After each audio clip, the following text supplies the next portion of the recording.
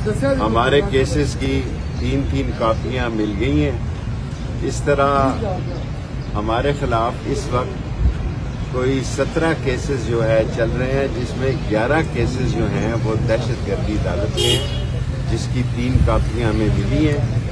इसकी हमने अंगूठा लगा दिया कि हम पे जो इल्जामात है वो हमने कापी दे दी है और नेक्स्ट डेट पर कार्रवाई प्रोसीडिंग कब शुरू होगी हम उसमें हिस्सा लेंगे और अपना कानूनी दफा करेंगे।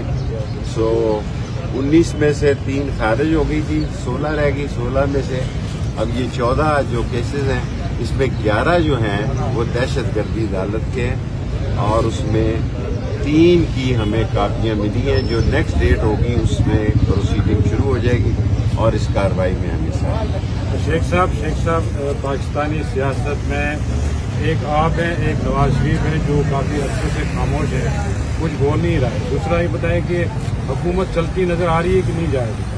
देखें, हुकूमत जिन्होंने चलानी है उन्होंने चलानी है। हमारी खामोशी रंग लाएगी और अगर कोई ये समझ रहा है कि हम दयानतदारी से ये समझ रहे हैं इस पाकिस्तान को आगे जाना चाहिए, गरीब की हालत बहुत खराब है और लोगों को माफ़ी मिलनी चाहिए। जेलें भरी हुई हैं, जो बेगुनाह लोग हैं उनको खुदा के लिए आज़ादी दें। रमज़ान 27वीं रमज़ान को हमारे मुक़्तदर हल्के जो है एक बहुत बड़ी आम माफ़ी दें ताकि गरीब की माएँ जो घरों में रो रही हैं उनको सुकून मिले और उनके बच्चे वापस आ जाएं। जो बेगुनाह हैं, गुनाहगारों को जरूर सजा मिले। हमारे 17 केसेस ट्रायल हों, हम रिहाई की भीख नहीं मांगते। शेख साहब, कैमरों की तरफ आपकी खामोशी रंग लाएगी, साथ मियां नवाज शरीफ भी खामोश है, उनकी भी खामोशी रंग लाएगी। वो तो मैंने बहुत पहले कहा था कि नून में से शीन निकलेगी।